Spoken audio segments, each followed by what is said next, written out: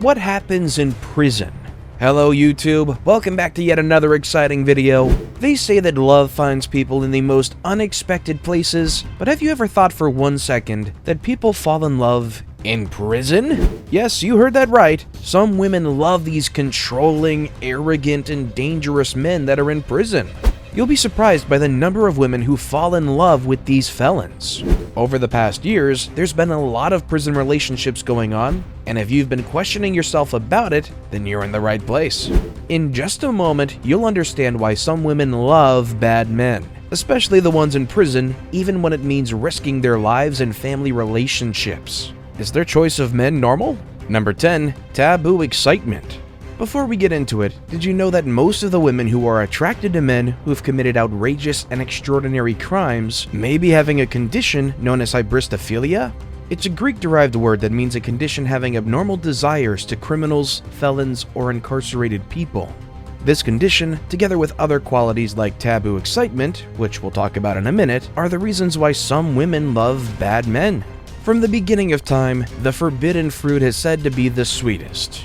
Women who fall in love with men in prison tend to be excited about the dangerous part of the romance. Most of the time, they tend to look for danger, excitement, and unconditional love, traits that are commonly found in criminals and not in well-presented office men. Apart from that, most of the time, the relationship is usually a secret, and the thought of having a secret lover who's dangerous brings out a part of an obsession that's unexplainable. Think of teenage rom-coms where the good girl loves the school's bad boy and how exciting it is to get away from their boring life. Every woman in a relationship wants to feel important and loved, and no one can do it better than a guy in prison. After all, she's the only connection with the outside world. You could see how loneliness contributes to why women would love such men. Number 9. Feeling of being needed. According to psychological research, most women who engage themselves with criminal men don't have many friends, and often don't have strong relationships with family, and are most likely to be lonely. They want to feel important in someone's life, and there's just no person who's making them feel that way. So, when they get a pen friend from prison who demonstrates his need for her, and they receive his undivided attention, they somehow get a sense of purpose, especially when they help them through their trial. Sounds a lot like someone internet famous we might know, right? Who might you be thinking of? Let us know in the comments down below. Continue watching to find out who she is, and also let us know if you were right. Number 8. Power dynamic. Women dating men in prison have more power over them, and for some women, that's the reason they get into the relationship. Believe it or not, criminals can make the perfect boyfriend. I mean, if you think of it this way, you get to know where your boyfriend is at all times, and you're the one calling the shots in the relationship. Most important of all, you don't have to deal with any of the disappointments that come up in day-to-day relationships. The women get to go see their lover whenever they want, and it mostly depends on the man's behavior. She gets to decide when to take his calls, or if not to take them at all. The one in control is always on the other side of the razor wire. Before we continue, go give us a thumbs up and click on that notification bell to be the first one to see our videos. Number 7. Widespread popularity. Ever thought at one point that a woman may be attracted to an incarcerated man because they're looking for fame or attention from the media, if not family and friends? As we've said earlier, the ladies are mostly lonely with no friends and probably want to be in the limelight by associating themselves with a criminal. If this isn't so hard to believe. But coming to think of it, society itself is fascinated by serial killers. I mean, why would TV shows featuring stories on serial killers be big hits? For instance, Netflix's Extremely Wicked and Making a Murderer became hits once they came to the market. Are people so obsessed with notorious serial killers that much as to let the crime wave take over pop culture? Just in case you watched Extremely Wicked and found Ted Bundy kind of dreamy, don't worry, you're not alone, and you don't have Hybristophilia. You're probably just into Zac Efron, so you can probably relax. Number 6. Psychologically damaged. Even before the Netflix shows were aired, Sheila Eisenberg had explored the phenomenon of such a topic through her novel Women Who Love Men Who Kill, which contains countless interviews with women, lawyers, social workers, prison guards, and even psychiatrists in hopes of shedding light on why women are drawn to men behind bars. According to her, these women who love men who kill have one thing in common. That is, they all at one point in their lives have been abused. either sexually or emotionally, with either their fathers, their first boyfriend, their husbands, or whatever. These experiences cause psychological damage, and it leads to them preferring men from prison because they're in prison. They often know they can never be hurt. The fact is, she's free and he's in prison. The meetings are short and detailed with supervision in case of anything. Sheila goes on and says that as normal as these women may look, they have emotional and psychological issues that family members need to give attention to and be dealt with as soon as possible. Now that we know why some of these women fall for men in prison, it's about time we take a look at popular cases of outrageous bad men that Hybristophilia women fell for. Number 5. Richard Ramirez. If you've never heard of Richard Ramirez, also referred to as the Night Stalker, then it's for the best. For the weak-hearted, his brutality and viciousness were said to be beyond any human understanding. The thought of even any woman falling in love with him is sickening. Richard's influence in crime is said to be from his older cousin, Miguel Ramirez, who was a Green Beret combat veteran. He used to show Richard Polaroid photos of his monstrous activities during the Vietnam War, which included him molesting women and girls and then taking their life with a machete afterward.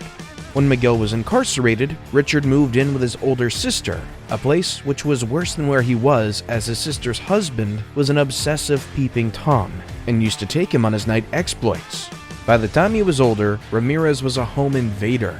He was convicted of 13 counts of murder, 11 assaults, 14 burglaries, and 5 attempted homicides. His first brutal crime was when he molested and took the life of a 9-year-old girl called Mai Leong. His involvement in this case was found out during his death row sentence. Even with his reputation, Ramirez had fans paying him visits and writing him letters, who wrote him approximately 75 letters during his confinement. Laoi was so into him that she stated she would commit suicide if Ramirez was executed. How extreme was that? Nevertheless, even after all the drama, she left him in 2009 after DNA confirmed Ramirez's involvement in the Mai Leong case. It took 13 years for Laoi to realize how bad Ramirez was. What kind of witchcraft is that? Number 4. Scott Peterson. Unlike Richard Ramirez, Scott was not a bad person before. He was a fertilizer salesman whose adultery made him commit the most brutal crime. He was happily married to his wife Lacey, who was nearly 8 months pregnant with their baby before he decided to take her life and the baby's. Scott was having an affair with a massage therapist named Amber Frey, having lied to her that he was single. On Christmas Eve 2002, Lacey disappeared, and after lots of investigations, Scott appeared guilty. Amber Frey cooperated with the police officers and proved him guilty, but there wasn't any evidence that linked him with the disappearance except from the fact that he told her 14 days before Lacey's disappearance that his wife had died, and that Christmas was going to be the first Christmas without her. On April 13, 2003, Lacey's remains were found separate from her unborn baby, and the fetus almost decaying. Scott was later convicted of the first-degree murder of Lacey and the third-degree murder of their unborn baby, who they had decided to name Connor. On the day he arrived at San Quentin prison, he reportedly received 36 phone calls from Hybristophilia women. Among them was an 18-year-old girl who proposed marriage to him. Now, how can we not mention Ted Bundy? Not Zac Efron Ted Bundy, but the real Ted Bundy. The most handsome and charismatic, manipulative lunatic. He might be the only criminal who received love letters, estimating over 100. Keep watching to find out more. Number 3. Steven Avery. Steven Avery's trial is the focus of the 2000 Netflix original documentary series, Making a Murderer. He'd been wrongly convicted and imprisoned by Manitowoc County for the murder of Wisconsin photographer Teresa Halbach. I won't say a lot about Steven Avery, as I'll be spoiling those who haven't watched it yet, but Avery had so many unknown girlfriends, and the only one girl people knew was his ex-fiancée, Sandra Greenman.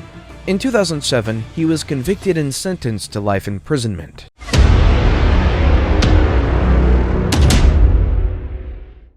And with that, it's now time for today's best pick. Today's photo was sent to us by a subscriber. So if you come across a photo online and want to know more details about it, just send it over to us. We might even feature it in our future videos. Number 2. NIKKO Jenkins. Born in September 1986, NIKKO Jenkins was a spree killer that was sentenced to death in 2017 for 4 murder cases. He claimed that his actions were done for sacrifice to Apophis, a god in the ancient Egyptian religion. When he was 15, Jenkins had been sentenced to 189 years for carjacking, which he only served 10.5 years. While volunteering for an inmate advocacy group, Dawn Arguello fell for Jenkins. Like all women involved with men in prison, she told everyone that he was innocent, and even pointed out that he was very sensitive. I'm starting to wonder what men give these ladies. I don't know about you, but it's becoming unbearable. Before we move on, I've got a little challenge for you that'll take 5 seconds to complete. So here's the deal. You just leave a like on this video, smash that subscribe button, and hit the notification bell, and you will get 25 years of amazing luck. Try it, it really works. And number 1, Ted Bundy. Bundy referred to himself as the most cold-hearted person in the world. Regarding crimes, there's no doubt that he's in any way comparable to the other criminals on this list. A biographer, Anne Rule, went ahead and described him as a sadistic sociopath who took pleasure from another human's pain and having control over his victims, to the point of death and even after. If that isn't cruelty of the highest order, his name should be kept next to the definition of heartless evil. He would use his charming personality to approach victims, faking an injury or disability. He would then take them to a secluded place and take advantage of them, then take their life. If you thought their death was enough for him, then you're wrong. Afterward, he would go back to the body and continue to exploit them. He sometimes even kept the head of his victims in his apartment as mementos. In 1975, everyone's heart relaxed when he was arrested and jailed for criminal assault. In the courtroom, a lot of women came to see him. While still facing murder charges, he dated Carol Ann Boone. She helped him all through his trial, convincing everyone of his innocence. She bore him a son, and after she realized he wasn't a good person, she took her son and fled away. Remember earlier on when we asked you if you could guess an internet-famous woman who fell for a criminal? It was none other than Carol Ann Boone. We just hope that his son doesn't take any characteristics from his father.